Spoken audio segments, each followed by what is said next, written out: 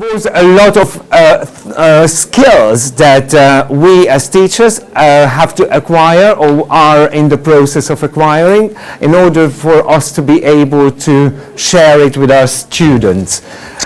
Okay, now, do you have a piece of paper and a pen or a tablet or an iPhone or any device that you like taking notes on? I've got 5 questions.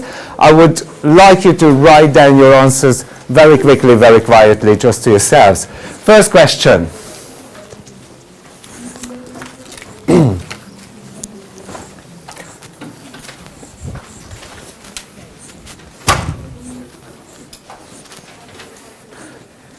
It doesn't have to be a very long list.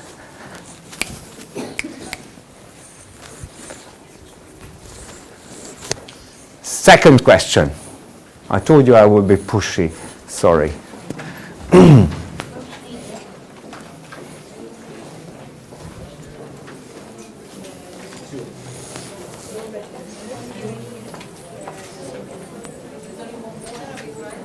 Hello, no problem.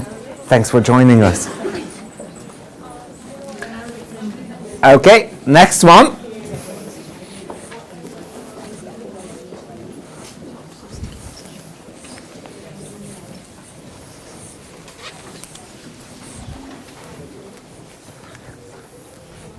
There's a couple of chairs here and there.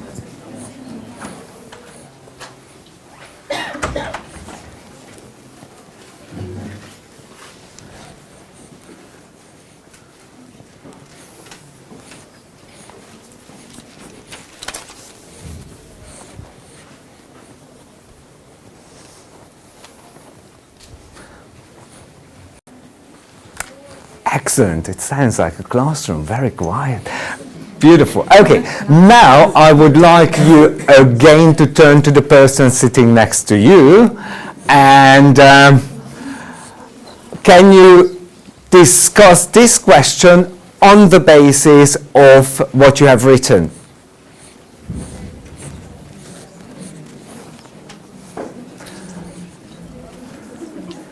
Different from yours?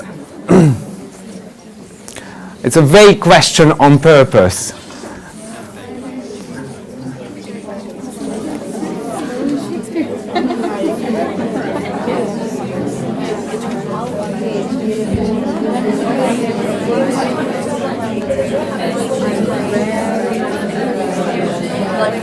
So what are your things? What have you written? Yeah. Writing reader.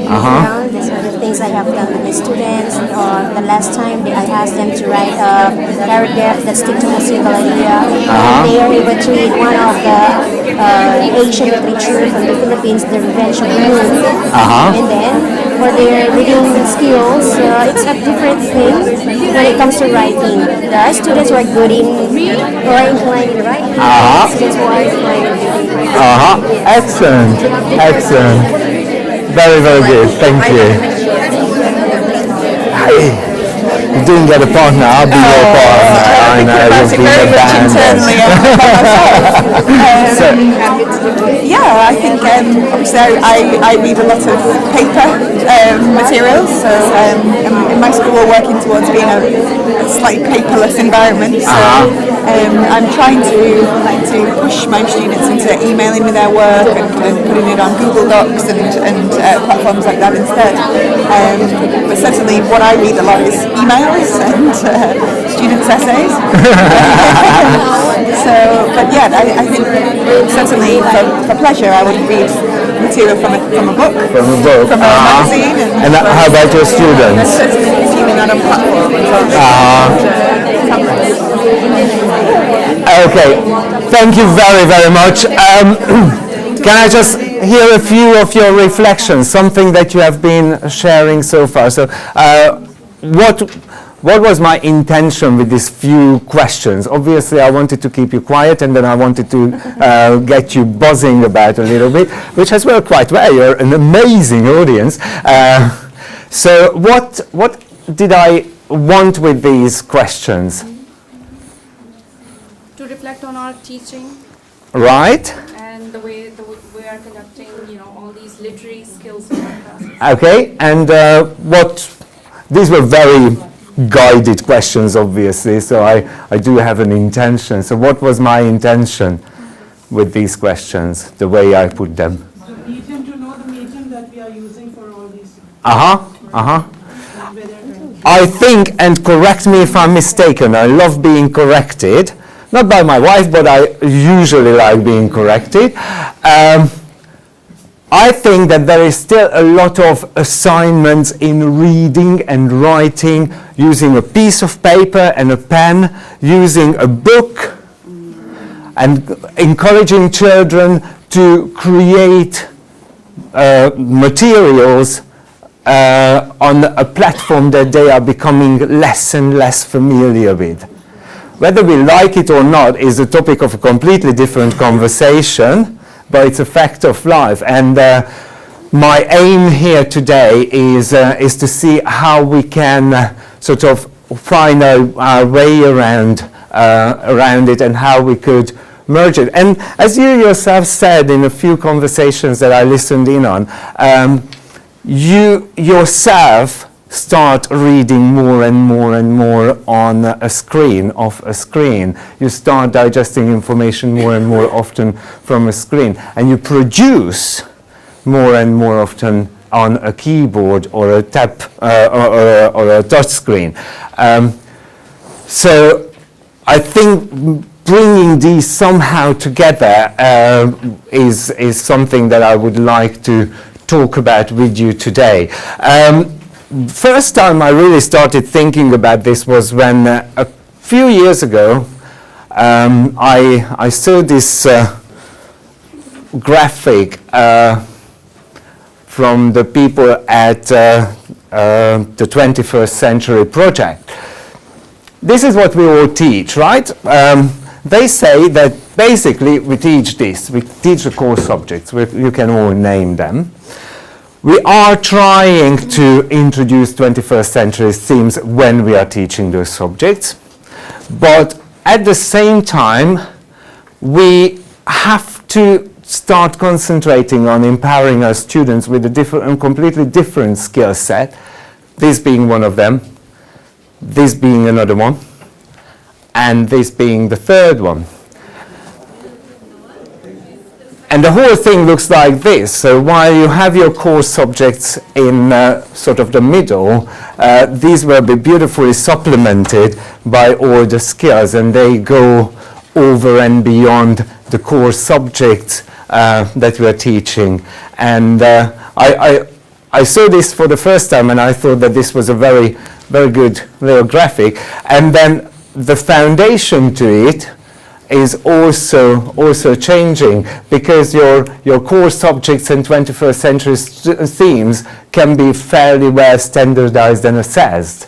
But then the rest will need a lot of extra professional development for teachers, redesigning our learning environments, and rethinking how we approach the curriculum that we are teaching. So just because you put sorry, didn't get your name, Luisa.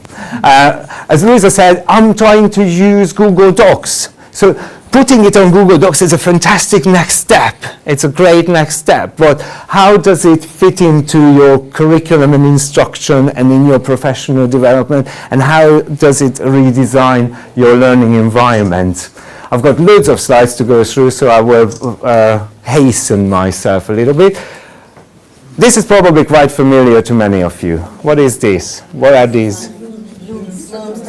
Exactly. What is perhaps a little bit different about this representation of Bloom's taxonomy? It's like a pie. It's like a pie.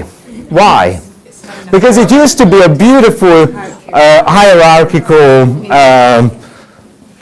pyramid. That's the word I was looking for. Thank you. Why a pie chart? To be continuous. Exactly. You don't know where it starts. You don't know the boundaries by digitalization have. Sorry, I thought I would have a whole nice big picture of it.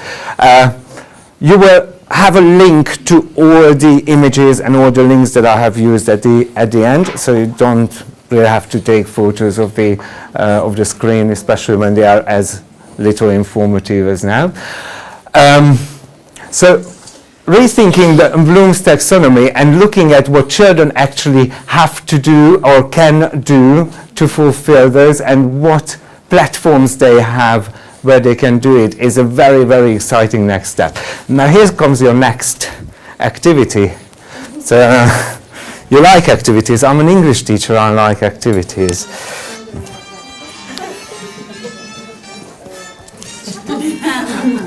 When it's the students, I usually get the students to stand up and dance, but this time I will. No problem, no problem. Okay, in this very well crafted word cloud, I have a few things that 21st century learners, and I know we are getting a bit sick of this expression, well, I will be using it quite often in this presentation, I'm afraid, have to do, think, or be like. But these are only single words, and what I would like you to do now is, I'm trying to put you in groups. I've only got 5 groups, so these 3 rows will be one group. Don't touch it yet. You people, if you could just form a circle, and then this will be your neck. I give it to you. You will be in charge of the cards, the man in charge of the card. So if you could just arrange yourself so that you see each other a little bit, just turning around. These 3 rows, if you could be another group, and you will be the lady in charge of the cards. I'll give it to you. Okay, just the 3 rows. The 2 rows, sir, thank you very much. And then these 2 rows here, and you will be my lady in charge of the cards. Sorry, I know it's a little bit clumsy, but you only have to do this once. And you are amazing. Well done. That is fantastic.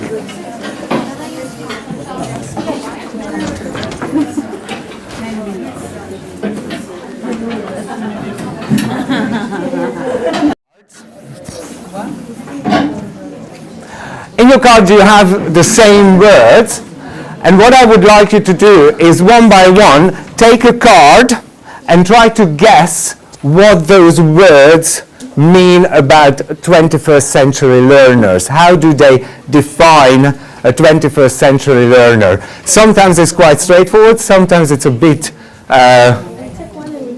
cryptic. Okay, so just one by one take a card. Yeah, oh, that's beautiful. Yeah, just, yeah. We just say it out loud as Yeah. soon as we get it. Yeah. What do you mean? What a student would do, a 21st century student would do with this word? No, you've got the word use. Yes, yes. Okay, what do they use? What are the things they use? A 21st century learner, for example. And then everybody can take a card and then just go and... Very good. That's one of the things. Okay? Yes, yes. Like...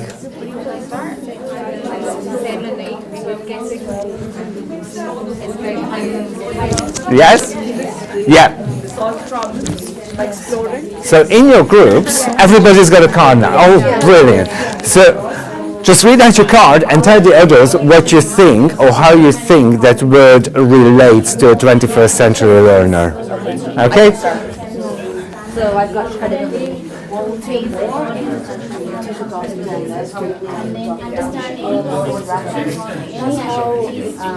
If it's, for example, a website,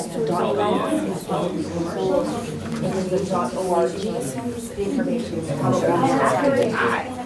If it's .edu, it's probably very research-based. Okay, now try shifting around and try to say just one sentence, okay? Now that you've been thinking about it, just one sentence very quickly.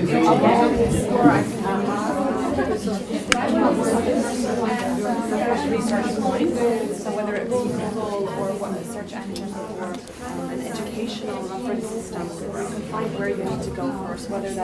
a website, whether it is actually a library, but just going online to find that word.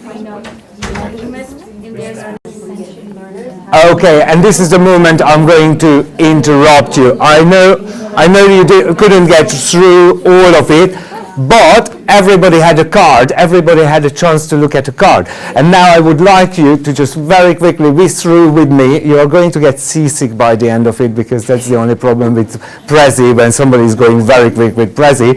But I'm going to show you just one sentence for each word that you have discussed, and see what you thought and what this lady who created this fantastic infographic did, and whether you agree or not. I hope you are fast readers.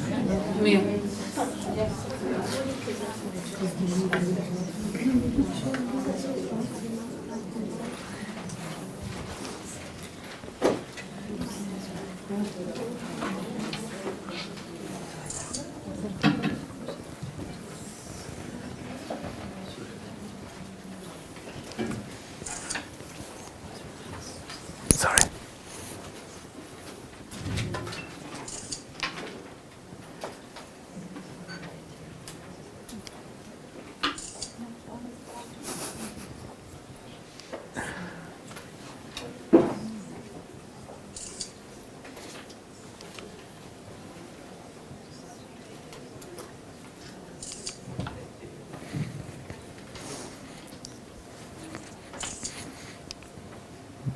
When I hear the click, I will just go,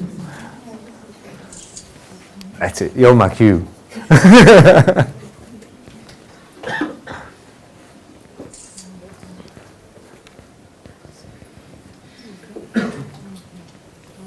It's an interesting expression, participate in other cultures, but we could have an argument about that. What did you say for stand, just out of curiosity? What were your answers to stand? Stand up for your opinion, beautiful. It's almost just as important as standing up against cyberbullying. Beautiful. This was probably quite straightforward. So was this. Not FaceTime in the UAE, but the others are relevant. Oh, no, Skype isn't either. Hush, hush.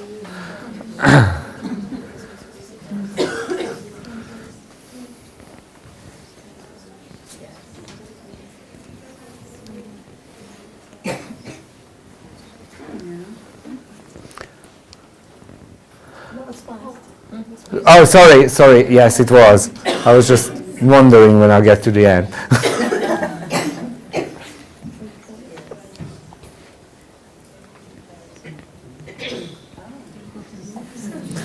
Or you can get one of those really, really cool stand-up workstations where you're standing and working.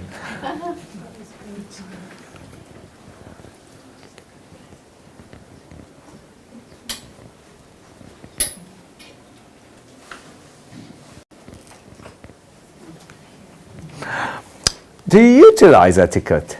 What did you say for utilize? Did we get round to utilize? Utilize sources, yes, that sounds a lot better to me than utilizing etiquette, but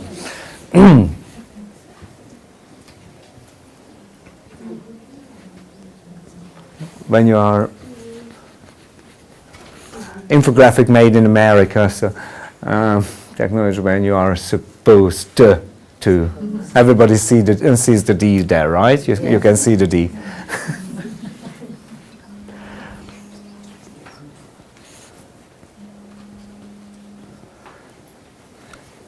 And that's it. So, My word was not there. your word wasn't there. Yeah. Which one? Give.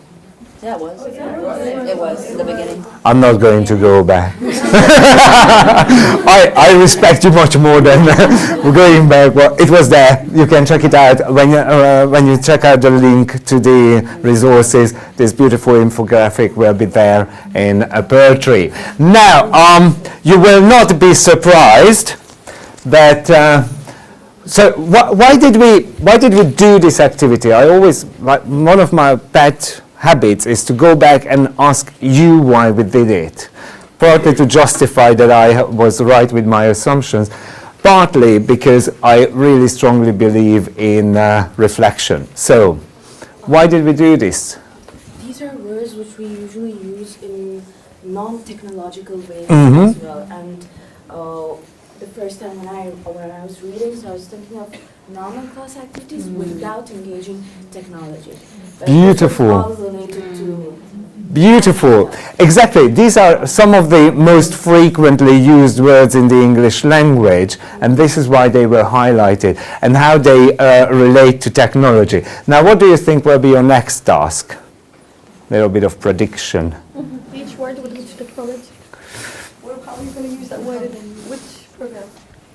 Yeah, now I've got the same set of cards with a little bit different words for the 21st century teacher. So, if you could just indulge me once more, I give you the cards. I give you the cards.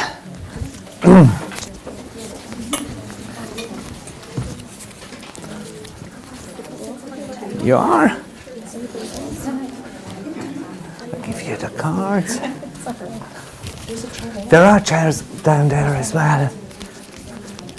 And I give you the cards. Okay. Sorry. Get out of your way. Okay, so where do you teach? Sorry, where do you teach? Pakistan Education Academy. What age group do you teach? Higher secondary students. Higher secondary, okay. And would you do this the same way in your higher secondary classroom? Probably, it gets things done quite quickly. Okay, everybody's got a word? Yes. Can you think of a technology related, so 21st century teacher characteristic or teacher action related to that word? Let's see. If you had focus. oh, sorry. Yeah, we'll do this quickly because I'm running out of time desperately.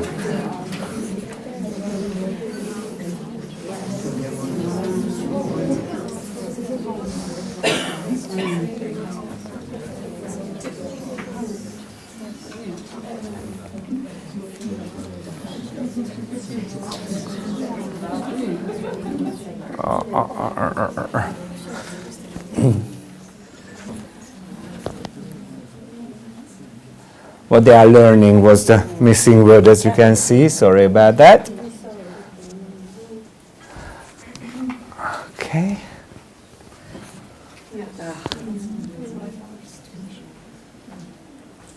Okay.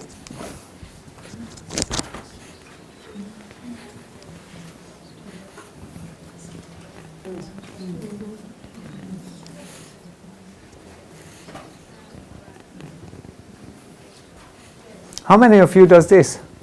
Just, you do? And do they share their photos with each other? What do they do with the photographs? They can, well, usually, they might have to print them right now. Could potentially make a slideshow, make a PowerPoint. Well, I use the photographs to enhance their writing, what they've written, how they brought into life. As writing cues, that he would use photographs. Yeah.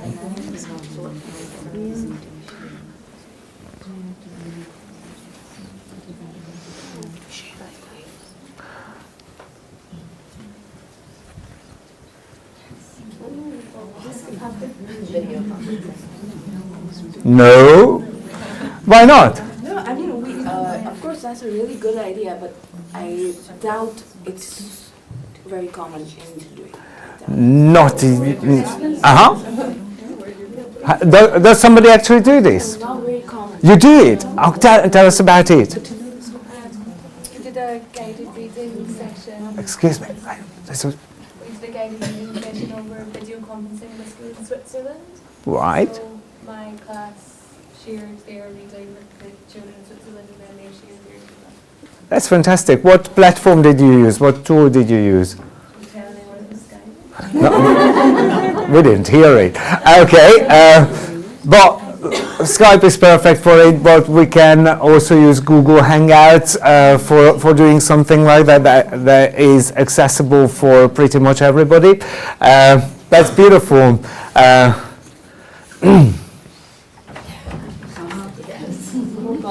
Oh my God. Yeah, this one is good.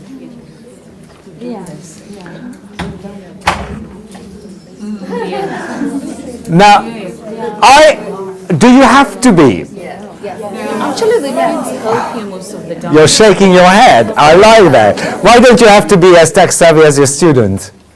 You can learn with them. Yes. And from them. And from them. I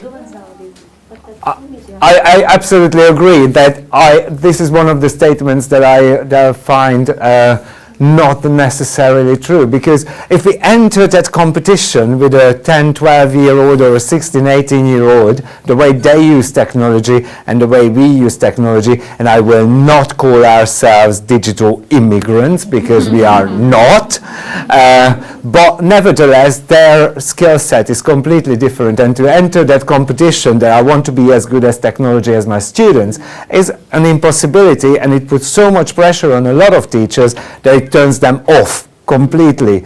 So I think I have a problem with this statement, because I think you do have to trust your students to be able to teach you or help you, or just simply do something themselves the way they want to do it, and you just trust them that they will come out with the goods at the end of the day.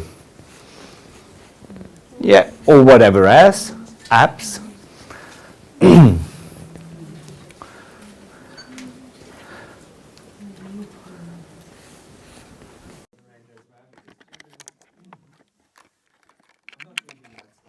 Mind that you're very good. You're very good at reading, right? Question: encourage, entertain. No, I can't even read. Has anybody done this? Does anybody flip the classroom in the UAE? Tell us. It's done more in the science and math department than the English, but in my department, the English department, they're choosing some good grammar lessons of the internet. How the students watch the TV at home. They do the exercises in the morning.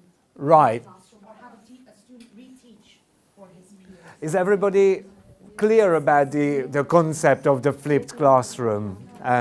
No?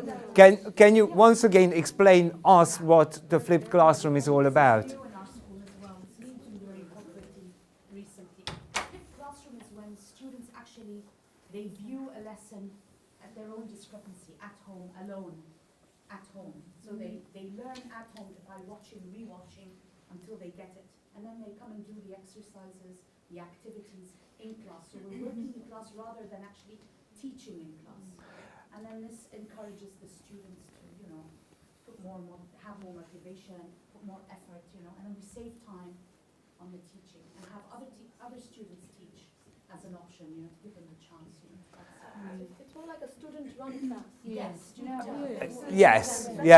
Yes, exactly. It came out of the whole project-based learning idea, that instead of me talking at you about the same thing, explaining everything, some students wander off after 2 minutes, others will try to keep up, but they can't because they are a bit slower. So for mixed ability classes, for children with learning difficulties, it's especially useful that you're not delivering the same session to the whole class.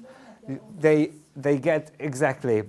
Many teachers record their own lessons, or there are fantastic resources on Khan Academy, is one of the better known resources probably, where you have math, science and English lessons, but pretty much by now everything recorded. And many teachers use the TED Ed website, which is also excellent. It comes with lesson plans and ideas as well as the recorded lessons. And of course you can create your own lesson.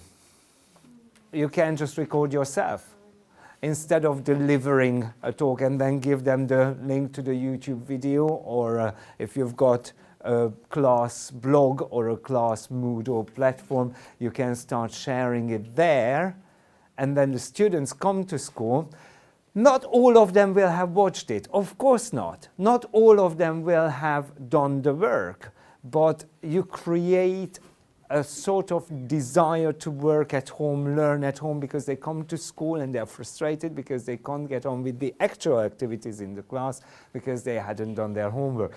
Well, now, I always find it really painful when I go in and say, have you done your homework? Yes, we have done our homework. Okay, let's move on. You don't really do anything about that homework unless you are a very committed teacher.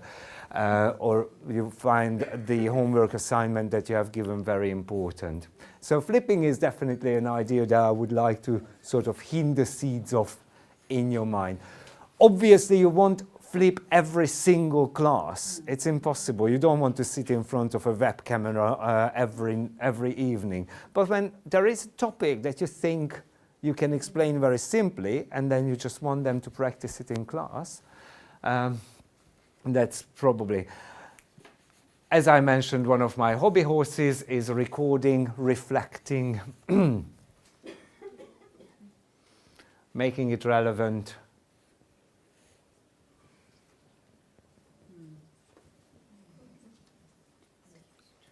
Well, that was a very literary reference, obviously. How much of this, we've heard an example from Switzerland. How much do you collaborate with teachers from outside your circle? Who does that? How? I'm sure some of you do, yes. Well, you're doing it right now, here. Yeah. And this is an amazing opportunity for that. Yes? Twice a year, the IB schools in Dubai, IB PYP schools, they hold something called a Job Alike session, where if you teach, for example, Islamic studies, you can it's an opportunity to get together with other teachers of Islamic studies from the IB PYP schools to share practice, concerns, beautiful, whatever you like, for all different kinds of topics, 3 to 5 year olds, 5 to 7 year olds, art, PE, whatever. That's excellent. Any other collaborations with other teachers? Yes? I follow a lot of teachers and people related to the profession on Twitter. Right. And there is a lady who is running a concept called Flat Classrooms.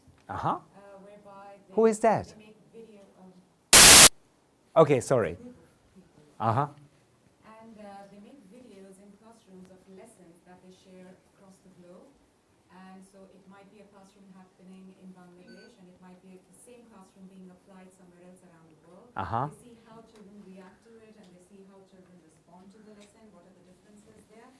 So it's basically to enrich one lesson plan throughout and make adaptable changes to it. So it's sharing a lot of information with each other across the globe. That's beautiful. That's really, really exciting. Yes, well, Twitter is your staff room, really. Just a show of hands of Twitter users. By user, I mean once a week, say. So not just signed up 2 years ago, but somebody who uses it once a week, say. At least. Well, that's not bad. So you've all got your global classrooms, and you've seen the people who put up their hands.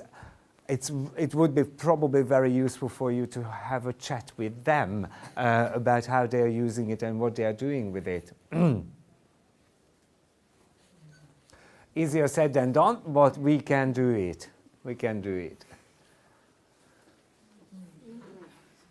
You as a teacher, be social. Why? Why is this something that you as a 21st century teacher would consider doing? To keep up with. to keep up with them, Keep up. to keep up with the world in general. Mhm. Stuff. And if some new ideas come, you are there and you know it. Absolutely. Sometimes it can get quite repetitive going to the same classroom on your own and have little exposure to the world outside. What's Web 2.0? We should probably start talking about Web 3.0. People have started talking about Web 3.0, the consumer-generated web, but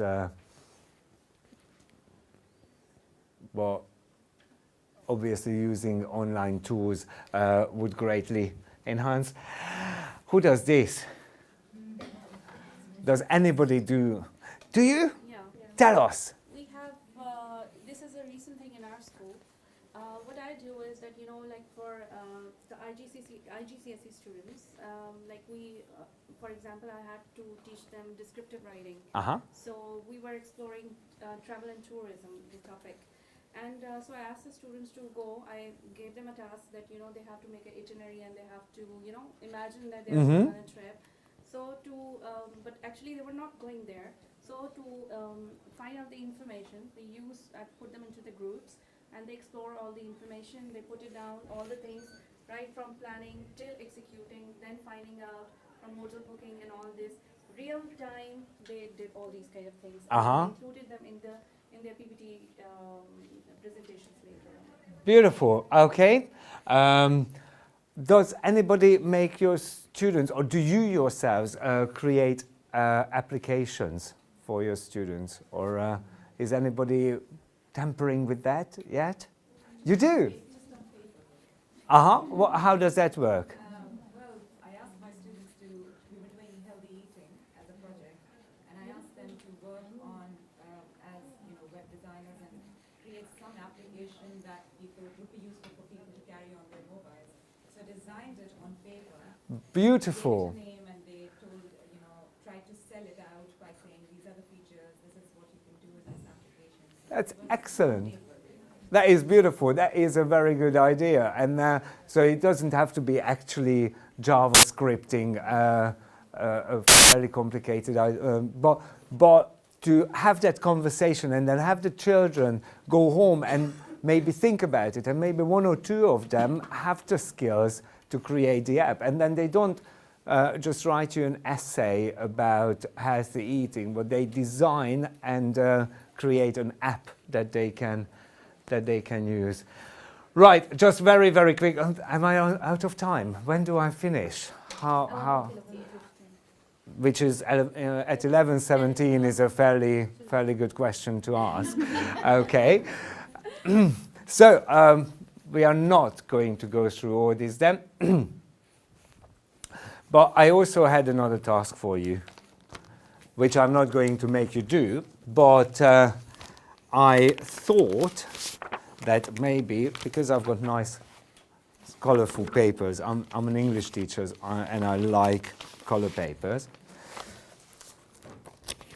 I will give, there are about 40 people in this room, I will give 20 people these cards in pairs, and during the day, anytime when you have 2 minutes, I've got 11 statements on each of these sheets, and I would like you to rate, just to yourself, just as a thinking thing, how well you know that kind of digital literacy activity.